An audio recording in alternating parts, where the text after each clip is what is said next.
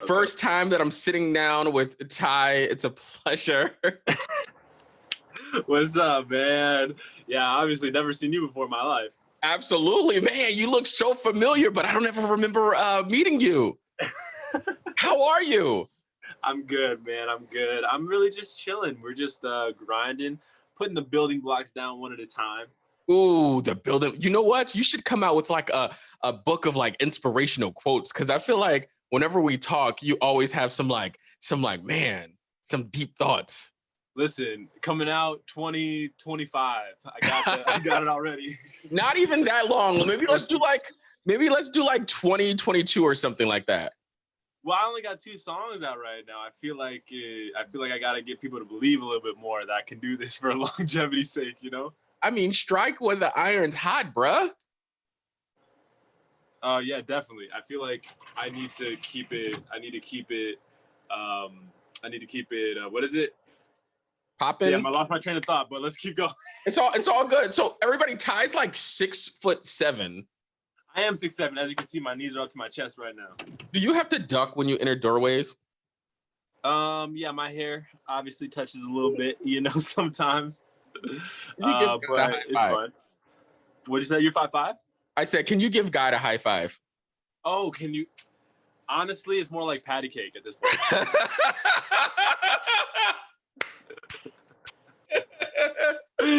So how was your holidays? How has your 2021 been? My 2021's been super dope. Like, I think starting off strong with the drugs music video is always great. Absolutely. And it's fun to see people still like sticking around. Like, I didn't know this was going to be as big as it was, but I'm grateful people are here, and I'm just excited to share my art. Yeah, hopefully the pandemic can stop soon. But other than that, I'm chilling. No, I feel like the pandemic is definitely working for artists, because we are all in the house. We are looking for content because there is literally nothing to do. You know what I mean?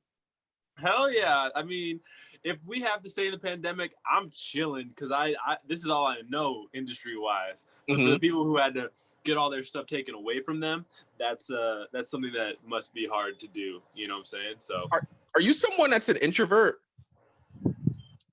I wouldn't say I'm an introvert, but I'll say that I have an energy tank of how much I can deal with other people that depletes. You know what I'm saying? Absolutely. So you're someone who probably enjoys being social, but then when your battery is low, you got to recharge and be in the house and chill.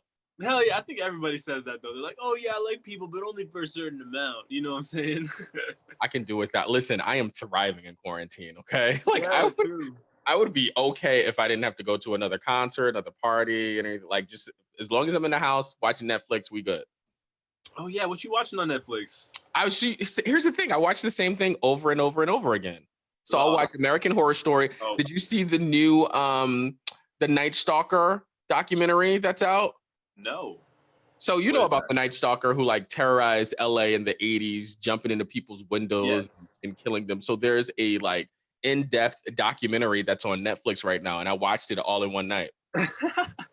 We love that. Is it good?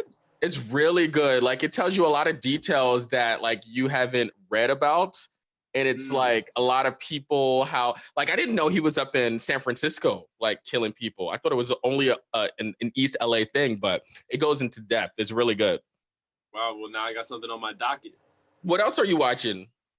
Umbrella Academy, man. Umbrella Academy is kicking my ass, dog. It's so good. I think that like I wasn't sold on the first season, but the second season really pulled it together for me. Now I'm excited for season 3. Wait, what's Umbrella Academy? Umbrella Academy is basically like X-Men, where they have these like kids with superpowers, and this old man is trying to teach them how to use them, but the thing is, the old man dies, and then they have to like figure out how to work together because they've all been separated and are living their own lives now, but they still have their superpowers and they're coming together for the first time. Seeing that dynamic is super cool. Oh, that's fly. Are you a type of person that works hard, play hard? Work hard, play hard. Yeah, hell yeah. You know what I'm saying? Like, I feel like if I've done a good job at something, that I give myself a reward. But I'm actually not work hard, play hard. I'm just like play hard and make money off of it. That's me. You know what I'm saying? Right. So everybody who is coming up right now, right? And I'm sure you get DMs from people like, how did you get started? how can I get popping like how you are? What kind of advice would you give to that person to get started? I'd say TikTok is the only way to get a huge fan base out of nothing, and it's even harder to maintain right now. Mhm. But yeah, just get a TikTok account. You can literally do anything. There's literally a guy that goes on TikTok and says like a burger with no honey mustard. Have you seen that guy? No. He just says the sentence, a burger with no honey mustard. I forget what the exact sentence is, but he just says that sentence over and over again for 60 seconds. And he has like 500,000 followers, dog. You Is can create a fan base doing anything if you just find a niche of something. So for everybody coming up, use TikTok and don't be afraid to let your personality show, because that's the thing that's going to make people like you. It's not being like everybody else. I think a lot of people are afraid, number one, to be themselves, and also feel like they are too cool for school to even like deal with that. I think it's this weird thing that like everyone is too scared to be themselves. But Mhm. when you show who you are, you figure out that you're alike more people than you realize, Right. So that's awesome. How do you feel to have a song that blew up in the pandemic? It's, I think it's a blessing in disguise because I'm not getting a bunch of other distractions that would take me away from the music I've really gotten to build. I'm working on 3 albums right now. Mhm. So it's like, I've got a Simultaneously. chance. Yeah, simultaneously. So I'm really trying to build this whole thing to where I have so much music in the tank that I'll never have to struggle to find out what's happening next because I'm so ahead of the game. Um, and just with that mindset, it makes it so the song isn't overwhelming me. The attention the one song is getting, it's like I get to plan for the future. Because if this was regular life, I'd be going on like radio shows and talking about Stuck in the Middle, talking about TikTok all the time. But I get some space, which is awesome. So talk about Stuck in the Middle. How would you describe that to someone who hasn't heard the song yet? I describe it as me talking about my relationships verbatim in a song with some nice funky bass on it. Are you some um, I was gonna what is ask it? you someone that keeps a journal. Yeah. So I don't really keep a journal, but my notes app, I'm just railing the notes app every single night. You know what I'm saying? Every, anytime I have an idea, I just put it down. It might not even be a full idea. It might just be a sentence or like maybe 4 lines, but I just put that down and maybe that'll be a song one day. So how is the whole process? Like you're in the notes app, you'll write down a sentence. How are you able to create a song from that? So any phrase that is powerful enough to, carry a whole world. Like sometimes I do drugs is one of my songs, not hard ones, just ones that change my mind up. That whole phrase I feel like is a whole world. And I just build out that world with tiny little details of what it would be like to be that person experiencing that feeling. Are you someone that collaborates or it's just you when you're writing? With whatever producer I work with, they usually help me with melody ideas and sometimes lyrics, but usually lyrics are usually probably like 85 to 90% me half of the time, and then after that, it's more like a direction thing. I'll be like, "Do you like this or do you like this? Which one do you think is stronger?" I'll say that to a producer, and they'll be like, "Ah, this is the way you should go," and I'll go that way. It's like kind of a direction and guide type thing. So apparently, obviously, it blew your mind when you found out the songs were blowing up on TikTok. Yeah, because I didn't see them on TikTok like that. Whatever my feed or my algorithm is doing, it wasn't serving up my song to myself. Mhm. So other people would text me like, I hear your song every day on TikTok. I was not hearing it like that, dog. I was not. You're like, how is everybody else hearing it and I'm not hearing my own song? Exactly. I've heard my other song. I've heard Drugs a little bit more than I've heard Stuck in the Middle on TikTok. Are And you it's talking about 2.2 million. I doesn't make sense. Whatever. that would blow me away knowing that 2.2, you said 2.2 million? Yeah, 2.2. Apparently, it was like 1 billion views of the song in total. Of like people, if you take all the people who've watched the videos that were made with my videos, that's a lot. That has to make you feel warm and fuzzy inside, don't it? I mean, it makes you feel warm and fuzzy inside, but I got an empty heart and I need to fill it up with random accomplishments. So I got to talk about these songs. You know what I'm saying? What is the best job that you had that wasn't music? Working at the Verizon store is probably the best job that I had because I do love phones. I'm a nerd guy when it comes to phones. Mhm. And the best part about phones is that they keep getting better every single year. Maybe there's something that you don't like, but there is always like a surprise what companies want to do what. I just got the iPhone 12 Pro. I ordered it like 4 or Me 5 too. days ago.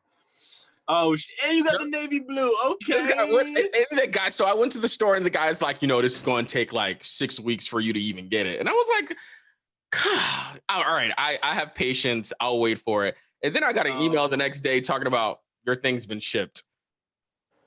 Right. See, that's not me. I would never lie to you like that if you came to my Verizon store. I would be like, yeah, it's coming tomorrow. Exactly. And let me just like hope and wish that it actually comes tomorrow.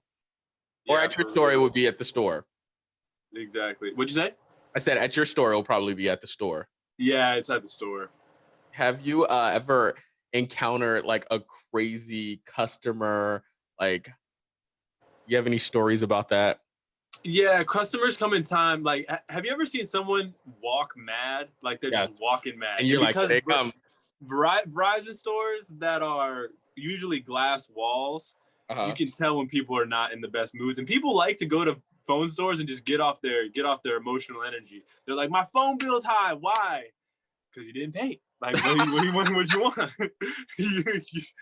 Like, what do you need? There's a bill here, and it says you paid this much, and it was actually this much, so it's still high. That was the kind of story. I think the most crazy thing was that someone tried to steal my phone when I was working at the Verizon store. Mm-hmm. Like a lady put it in her bag because I had it out on the desk, Mm-hmm. and a lady put it in her bag, and I have the thing that I have a thing in my wallet that will call my phone. So I pulled out my wallet and I called my phone and her bag started ringing, dog. And I was like, get out of here. Get your greasy ass out of my store. Like, she really tried to steal my phone while I was helping her with her problems. What did she say? What did she say? She just, when you get caught cold in a lie and you just got to accept it, she just walked out. You know what I'm saying? There was no words, and I think it was because she thought she was going to get away with it. But I wish there was some words, because what are you going to say after that? I'm sorry. Times are hard. Something. Actually, that's pretty good. Maybe you should have told her that. Times are hard. I would have been like, you're right. I'm sorry. Times are hard. Like, here, I would have made up a story. Like, I'm trying to feed this family of 6 kids, and I can probably get like $1,000 from this phone on eBay, and I'm just so sorry. And you probably would have felt bad for even trying to catch her, right? Yeah. Listen, remind me to never set my phone down around you. Okay. My bad. I don't need to steal your phone. I got 2. I got 2 phones. One for the plug, one for the low. Okay. All right. So you got to let us know, what do you have next? What's coming up next? So I have 2 singles coming up next. One's called Bad Bad News, and the other one's called We Would Have Some Cute Kids. And they're super awesome. I love every single second. I don't put music out unless I really connect with it. Right. And even though the music, I'm putting it out for other people, it's for myself. It's so people can like understand what I'm writing in these like diaries, Are you driving around listening to your own songs? Hell yeah, dog. What? Yes. Because for me, it's like, how can I make this better? Especially when they're not out yet. I listen to it and I just put myself in the position of the consumer. Okay. And I think about like, what would it be like for the first time listening this song? What would catch my ear? What would I dislike? I think about my music in that way. So you're not like actually driving around bumping your own songs, like, oh, okay, like you're listening for critiques, basically. Yeah, but I also bump my own song. You know what I'm saying? You get your narcissistic. Yeah. The thing is, okay, here's the one thing. I have while working at the Verizon store, I got the iPhone 11. So this is like I don't know, 6 or 7 months ago. And wait, you're only 6 or 7 months like removed from the Verizon store job? No, I quit the Verizon store in September. Oh, okay. Oh, yeah. So 6 months, I guess. Dang. Okay. What I'm trying to say is that I admire that hustle. Yeah, man. While the song was blowing up, I was still at the Verizon store. No one recognized me or anything, but the song was just going crazy and everything. I would spend all day at work on my phone responding to comments. That's all I did for I like love a that. good 3 months. Yeah. Well, Ty, I appreciate you jumping on. This was a great conversation for someone that I've met for the first time. Thank you so much. I love you. And when this is over, let's get together. We can go to Verizon stores and just hang out, okay? Listen, I'll get you the phones on the load. If you need some accessories, screen protectors and cases, I got you. I need a case. Holla at me. I got you, fam.